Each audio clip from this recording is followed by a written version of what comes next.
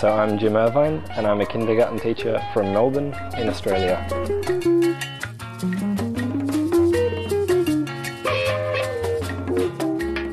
I wanted to see Africa and I wanted to see Ghana, and I knew that if I just went as a tourist I wouldn't see as many cool things and I wouldn't meet as many cool people, and I thought if I came as a volunteer group then I would meet more interesting people, I would get to do more interesting things that other regular tourists might not get to do.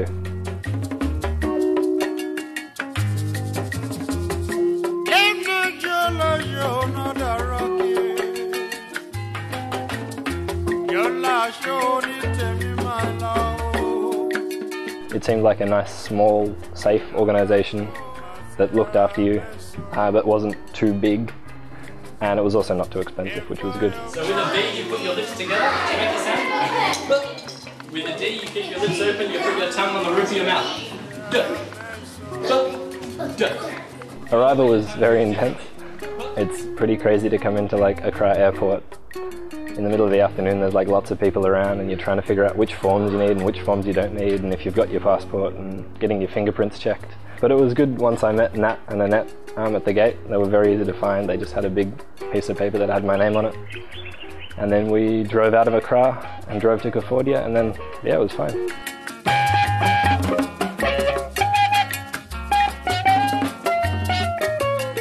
We got up in the morning and then we had about an hour session kind of discussing Ghanaian culture and the project that I do. And I learned a bit of basic Chi, so I learned how to say like thank you and how are you, what's your name, that kind of stuff.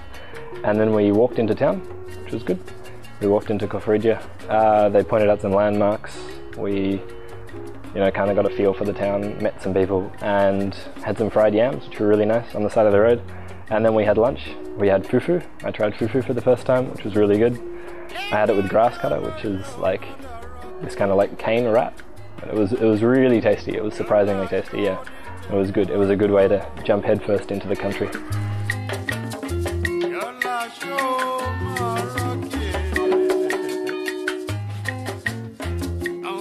I did 2 projects while I was here. I did the Orphanage project for a month, and then I did the National Park project. I worked in Kakum for 2 weeks, which was really good. So the first 2 weeks was just normal teaching. I really enjoyed that. I came in, I taught class 3, which was really good, and it was exam time, so we did a lot of revision type stuff. We did a lot of grammar. I kind of looked at their books, figured out where they were, and then taught from there. Well done. That was really good. What else have we got? Oh, pigs! There's no curriculum or anything. The teacher doesn't really tell you what to teach. You kind of just come in and you just have to figure out yourself, okay, I'm going to teach this. It seems like they need this.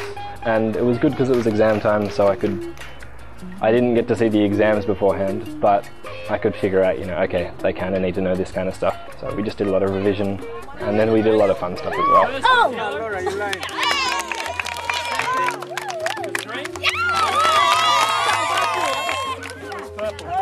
After the 2 weeks of normal teaching, we did the camp, which was incredibly fun. It was 2 of the best weeks of my life.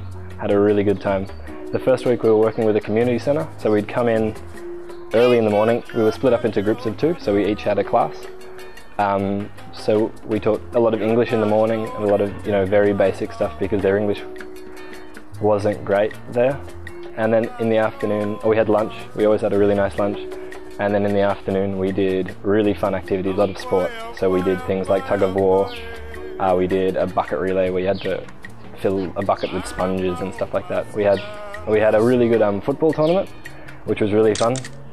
So all the teams played off against each other, and then in the grand final, whichever team won got to play against the volunteers.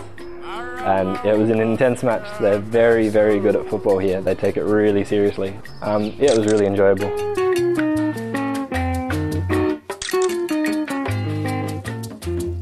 After that, I spent 2 weeks in Kakum National Park.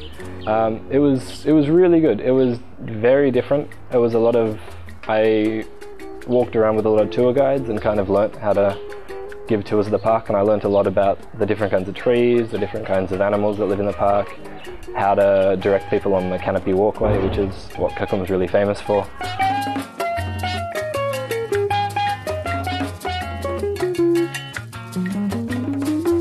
for the first month I was living in Koforidua in the dorms, and they're really comfortable. There was very big bedrooms, every bedroom has a fan, nice big bed, nice sheets.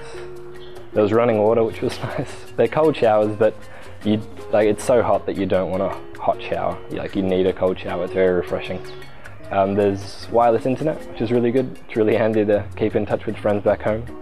And the food's incredible. Naomi is the housekeeper and her cooking is amazing.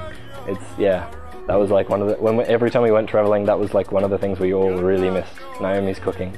The food's incredible.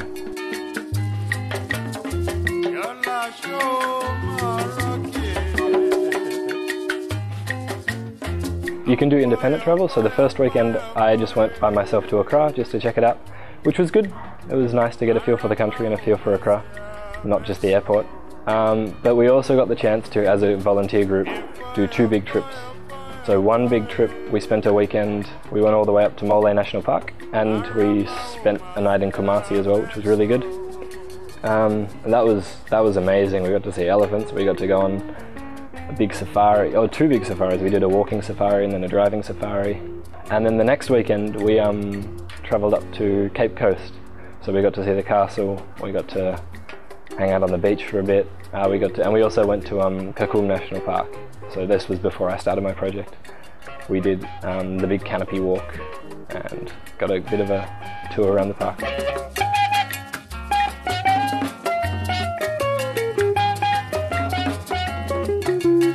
My first trip, especially if you're doing a national park project, bring long trousers and big hiking boots and long socks that you can tuck your trousers into, because soldier ants will be your worst enemy out there, and if they get into your pants, you pretty much have to just strip off before you can get them all out. They're the worst. You'll hate them, especially if you go walking at night. Another tip would be definitely if you're going to be teaching, especially if it's the normal session and not like a camp or something, bring a whiteboard marker.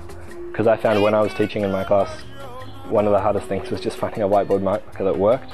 And even then, stuff like bring pencils, bring chalk, you're not going to find all the resources that you would just find at a normal school. And my third tip, in the dorms there's a bunch of kids that live out the back, and I would definitely recommend going out straight away and meeting them, because they'll be some of your best friends while you're here.